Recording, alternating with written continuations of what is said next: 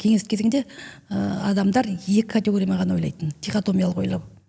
Жақсы, жаман, ақ, қара. Сондықтан қазірдің өзінде кейбіреулер айтады, ой, Сейфуллинді қойшы, ол оңбаған, ол комиссар қызмет еткен. Ой, мынаны құдалады деген сияқты. Ой, анау басында алаш болып, артынан комиссар келіп қалды деген сияқты. Соның барлығы неден туады? Осы дихотомиялық ойлаудан туады. Одан кейін тағы бір жаман жері бізде мынау қайраткерлер жазғанда бір-бірімен мысалы жақсы болады, жаман болады да, соны жеке басынан іздейміз. Ал мына батыстың тарихынан басында жеке басынан іздеу деген жоқ. Олар ой айырмашылығын, концепция айырмашылығын, бір саяси мәселе көзқарасы айырмашылығын іздейді. Және сол кезең.